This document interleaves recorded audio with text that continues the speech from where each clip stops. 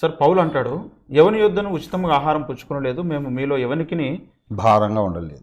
భారముగా ఉండలేదని, ప్రయాసంతోనూ కష్టంతోనూ రాత్రింపగలు పనిచేసి జీవనం చేసేది అన్నాడు. ఉచితముగా అంటే ఇప్పుడు ప్రయాసంతో కష్టంతో రాత్రింపగలు పని చేస్తామని అన్నాడు.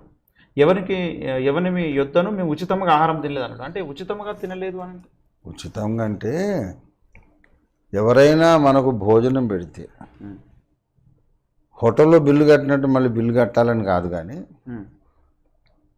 ఏదో రకంగా తిరిగి అతనికి మనం మేలు చేయాలి, అతనికి సహాయపడాలి.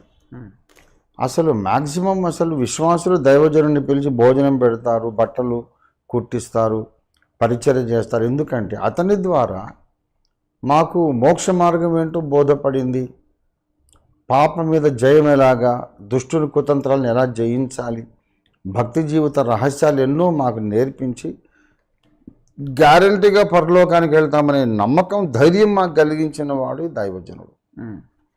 కనుక ఆయన కొరకు పూట భోజనం పెట్టడం పెద్ద విశేషమేం కాదు. ఆత్మ సంబంధమైనవి ఆయన మన కొరకు విత్తాడు. ఆత్మీయంగా మనం ఆయనకి ఏం చేయలేము, కనీసం భౌతికంగా ఒక బట్టల జతో లేకపోతే ఒక పూట భోజనము పెట్టి సంతృప్తి పడతాం అని విశ్వాసులు దైవజనులకు పరిచయం చేస్తారు. కాబట్టి ఆయన భోజనం చేసేటప్పుడు అంతకంటే ముందు వాళ్ళకి ఎంతో మేలు చేసి ఉంటాడు. తన ద్వారా మేలు పొందని వాడి దగ్గర ఆయన భోజనం చేయవు. వద్దులండి బాబు అంటాడు.